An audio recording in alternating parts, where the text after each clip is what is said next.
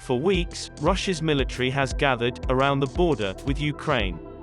While foreign leaders have become more fearful that Vladimir Putin may launch an invasion.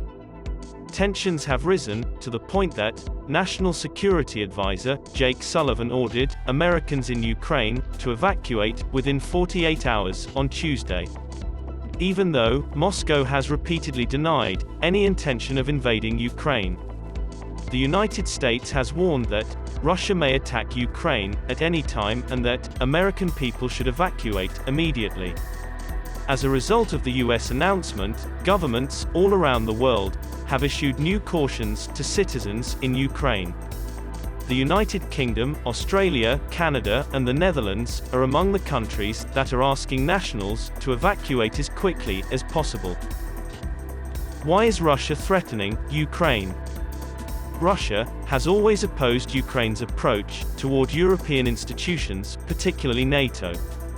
Its main demand is for the West to promise that Ukraine would not join NATO, a 30-nation defense alliance. According to Western observers, Russia has positioned some 130,000 troops near Ukraine's border, outfitted with everything from tanks and artillery to munitions and air power. They comprise over 30,000 troops participating in military drills in Belarus. The US says Russia has all the forces in place to launch military action. Tanks and heavy armor, which take a long time to deploy, are already in position.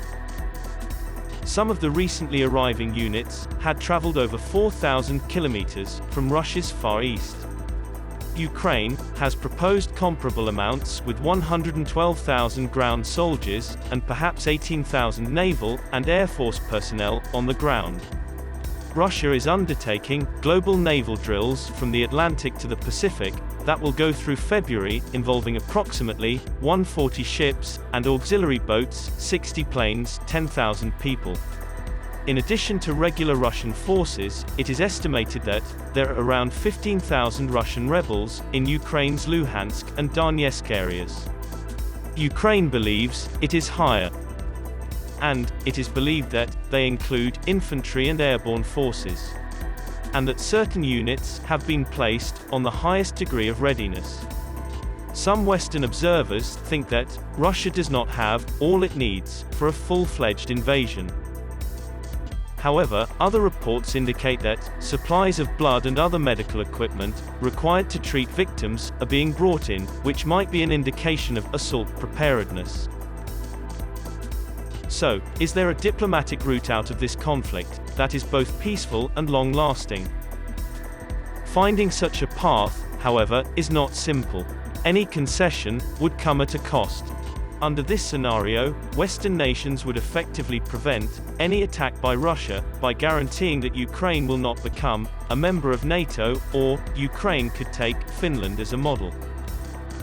There have been reports that French officials suggested that Ukraine could become neutral, like Finland, that is, Finlandizing Ukraine. This concept relates to how a small or weak country might preserve its sovereignty by subjecting particular policy decisions, often defense and foreign, to significant influence from a more strong neighbor. By these means, Ukraine can avoid invasion or occupation by Russia. Finlandizing originally referred to Finland's condition during the Cold War, when it faced threats from the Soviet Union. Finland maintained absolute neutrality by being outside of both NATO and the Warsaw Pact. It evaded invasion or takeover by Soviet forces through these ways. But would Ukraine back this up? Most likely not, because neutrality would effectively expose Ukraine to Russian control. But President Biden could settle the crisis and avoid conflict with Russia by taking a simple step. That is, by ensuring that Ukraine does not become a member of NATO. However, Western nations have made it very clear that they would not compromise on basic values such as Ukraine's sovereignty and territorial integrity, as well as its right to pursue NATO membership, which must have an open door to any country that desires to join. So the point is, why don't President Biden and NATO leaders just ensure it? According to the former Congresswoman, Tulsi Gabbard, the Biden administration wants Russia to invade Ukraine, so that it has an excuse to impose draconian sanctions. And, second, it solidifies the Cold War. One of the benefits of this is the military-industrial complex, she said. They certainly have sway over the Biden administration.